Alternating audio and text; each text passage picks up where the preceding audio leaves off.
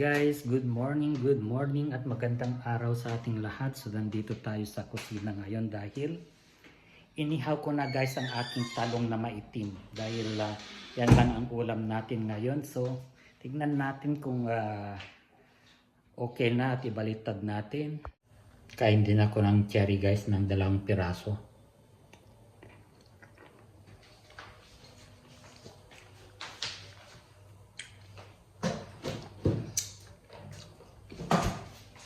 Dalawang market pa lang guys na lumabas sa cherry. So ang alam ko maasim pa, matamis na pala. Kaya kalahating kilo lang ang kinuha ko. At saka yung ampalaya, last week wala pang ampalaya. So kanina bumili na tayo guys dahil meron na. Almost 7 euro guys ang 1 kilo. At sabi ko next week magdala ka ng dahon ng ampalaya. Sabi naman nung guys, Indiano, wala daw siya sa next week dahil uuwi ng India, di ba?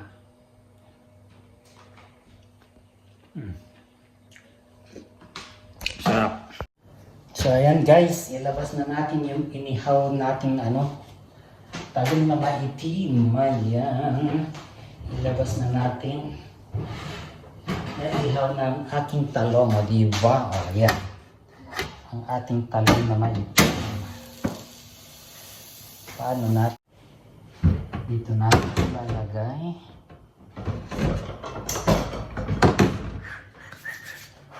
Alam niyo guys,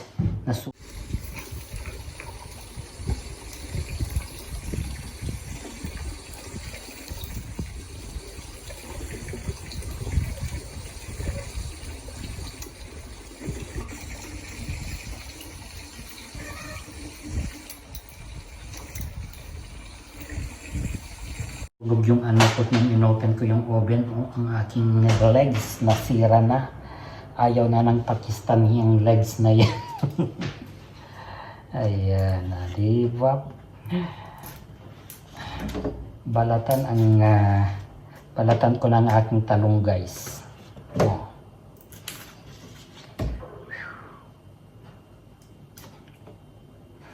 Pero mas iba ang lasa nung guys. Lumabas na guys yung talong. Lumabas na ang aking talong. Diba? Dahil na lang.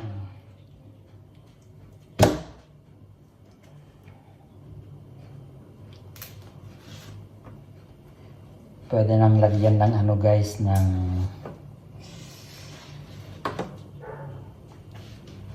karoyin ko na lang. Kayo rin dahil malambot guys yung talong. Yan.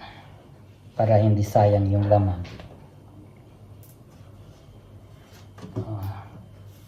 Di ba ganyan lang kakayurin natin ng loob.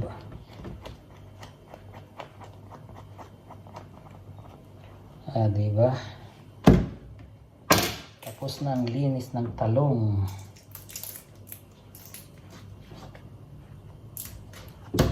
Delikado guys yung iniihaw sa flame ng gasol. Delikado yun. Huwag niyong gagawin yun. Hindi healthy yun.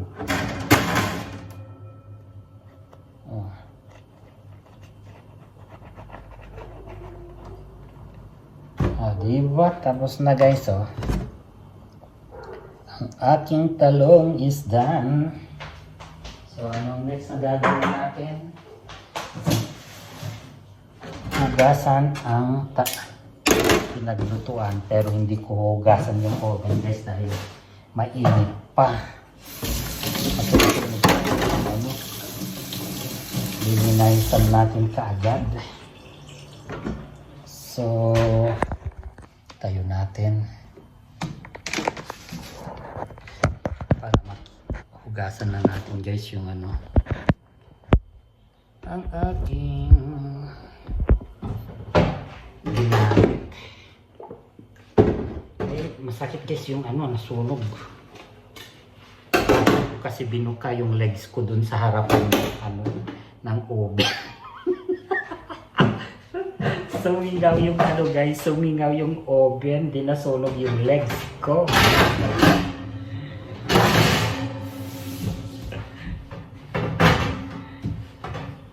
Nasunog tuloy ang aking legs.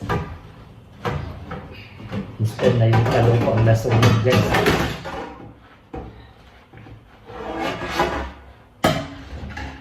Mahapon.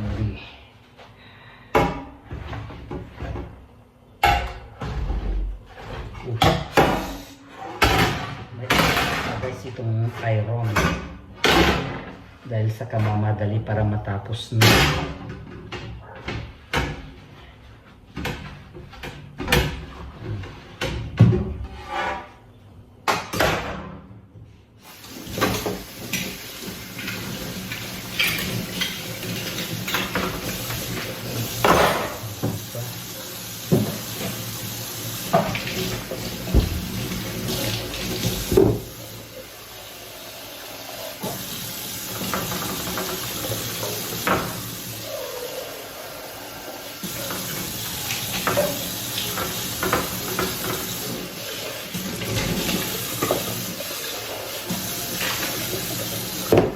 Tugasan ko na rin yung ano guys, kahit mainit yung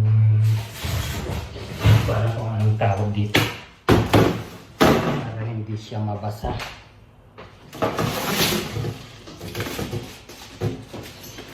Lalagay ako ng ano guys, aluminum foil sa plate na plate sa akin para siya maruming tignan kasi minsan dumidikit yung mga niluluto sa plate. So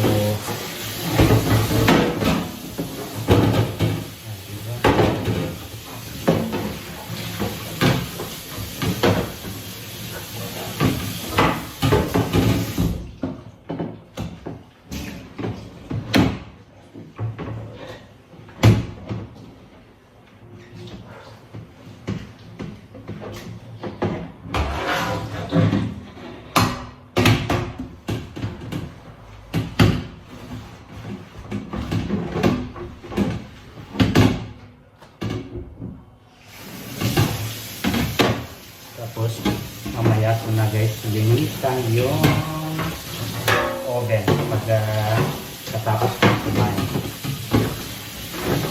Tapos na guys, naluto ko na ang aking talong.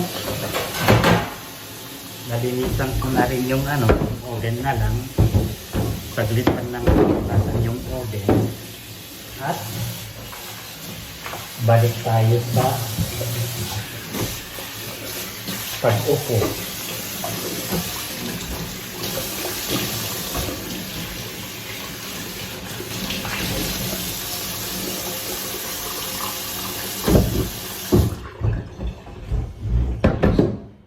Punasan ka ang ano guys.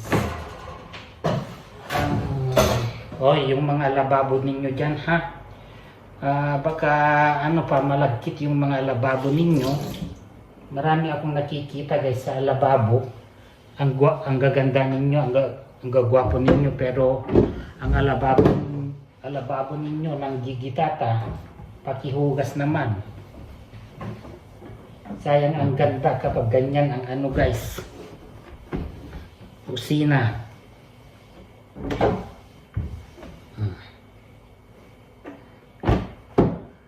Tapos na tayo guys.